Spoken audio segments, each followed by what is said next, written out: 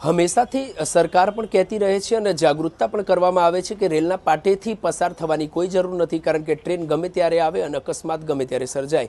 ત્યારે આજે વહેલી સવારે ડીકેબીન અંડરપાસ પાસે એક કરુણ ઘટના બની છે અને કરુણ અકસ્માત સર્જાયો છે, જેમાં 12મામાં અભ્યાસ કરતા રમેશ ચૌધરી નામનો જે વિદ્યાર્થી છે તેનું કરુણ મોત થયું છે. પાછળના દ્રશ્ય આપણે બતાવીએ. આ સાબરમતી ડીકેબીન જે અંડરપાસ છે તે રેલ પાટાના દ્રશ્યો બતાવીએ. આજે વહેલી સવારે 4 વિદ્યાર્થીઓ અહીંથી પસાર થતા હતા શાળાએ જવા માટે, ત્યારે 2 વિદ્યાર્થીઓ શાળાએ પહોંચી ગયા હતા. ત્યારે અન્ય જે 2 વિદ્યાર્થી છે તે પાછળથી શાળા ખાતે આ રેલના પાટા થઈને જઈ રહ્યા હતા. બંને સાઈડથી ટ્રેન આવતા બંને વિદ્યાર્થી ગભરાઈ ગયા હતા. ત્યારે કઈ સાઈડ જવું તે ખબર ન પડતા અને સમય સંજોગોની વશ તે ટ્રેન જે છે તે બંને વિદ્યાર્થીને એટલે કે એક વિદ્યાર્થીને પગ પાસેથી પાછળથી ટક્કર મારે છે અને ટ્રેનને અડફેટે આવતા રમેશ ચૌધરી નામના જે વિદ્યાર્થી છે તેનું કરુણ મોત થાય છે. ત્યારે अन्य विद्यार्थी છે તે ઘાયલ થાય છે. તે अन्य विद्यार्थी तेनी साथे जो हाजिर હતો તેની સાથે बातचीत करिए. क्या नाम है आपका और आज सुबह कितने बजे की वारदात है, क्या हुआ था? मेरा नाम विकास श्रीवास है। तो सुबह स्कूल से निकला था मैं। क्या हुआ था फिर? अब तो मैं स्कूल से आया था ना, तो ट्रेन आमने दोनों तरफ से आ रही थी।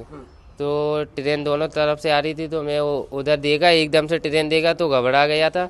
तो फिर उसको मैंने दोनों को चोट लगी थी तो उसको जाना लगी, तो मैं झाड़ियों में गिरा और वो इधर आके वो पत्थर पे गिरा तो उसकी जाना लग गई थी।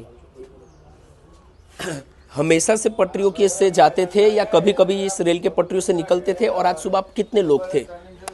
जाते तो हमेशा ही से थे, पर हम 4 जन थे। 2 जन आगे निकल गए थे, 2 जन बाथरूम के लिए रुके थे।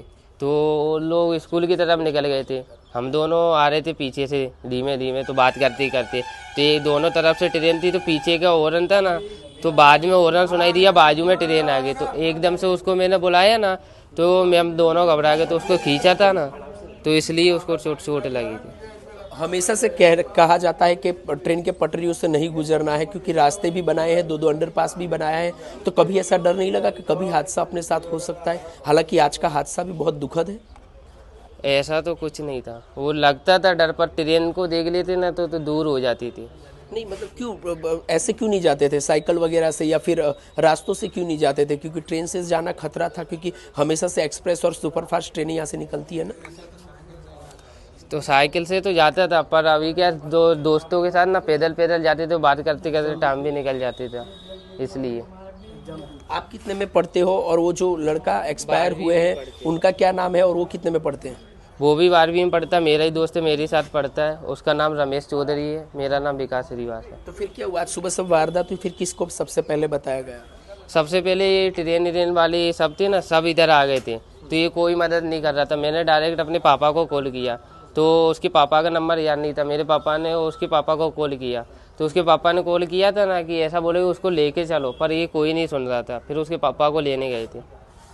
देखो दुख की बात है, हमेशा से साथ में पढ़ते हो, साथ में जाते आते हो, आज वही दोस्त आपके साथ नहीं है, काफ़ी दुख की बात है। मतलब कि लोगों को भी क्या कहोगे, इस तरीके से नहीं निकलना चाहिए पटरियों से?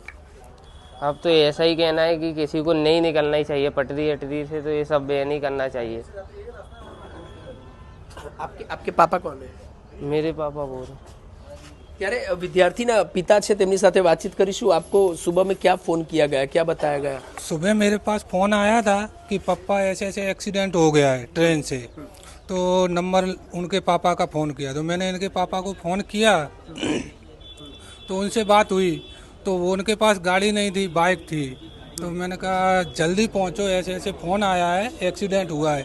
पर मुझे ये नहीं मालूम था कि यहाँ पे और इतना खतरनाक हुआ है। मैंने सोचा दुख की घड़ी है, ये सवाल नहीं पूछना चाहिए, फिर भी सवाल होना वाजिबी है, क्योंकि लोगों को जागरूकता की बात है। पटरियों से आना जाना अच्छी बात नहीं है, खतरों से खाली नहीं है, क्योंकि हमेशा से सुपरफास्ट ट्रेनें वगैरह यहाँ से निकलती हैं। थोड़ा ध्यान और सावधानी रखना भी ज़रूरी है। हम लोग को तो पता भी नहीं कि ये लोग पटरी से निकलते हैं। हम लोग तो साइकिल लेके दिए, तो ये साइकिल से जाते थे। पर अभी कुछ दिनों से ही शायद ये लोग इधर से आने लगे हैं, पर हम लोग को तो पता भी नहीं, उनके पापा को भी नहीं पता कि ये ट्रेन के पटरी से निकलते हैं। ये दिक्कत। करुण घटना हुई, लोगों को क्या मैसेज दोगे कि इस तरीके से नहीं निकलना चाहिए? नहीं, कभी भी नहीं निकलना चाहिए पटरी से, तो कभी भी नहीं निकलना चाहिए। मैं यही कहना चाहता हूँ, कभी भी बच्चा हो या बड़ा हो, कोई भी ना निकले पटरी से। ચોક્કસથી તો મૃતક રમેશ ચૌધરીના પિતા પણ છે, પરંતુ આ પરિસ્થિતિ નથી તેમની સાથે વાતચીત કરવા માટે, એટલા માટે વાતચીત અમે ચોક્કસથી તેમની સાથે નહીં કરી શકીએ. પરંતુ પાછળના દ્રશ્ય બતાવીએ, ડીકેબીન અંડરપાસના દ્રશ્યો બતાવી રહ્યા છીએ. ખાસ કરીને આજે વહેલી સવારે બે વિદ્યાર્થીઓ અહીંથી શાળાએ ખાતે જવા માટે પસાર થઈ રહ્યા હતા.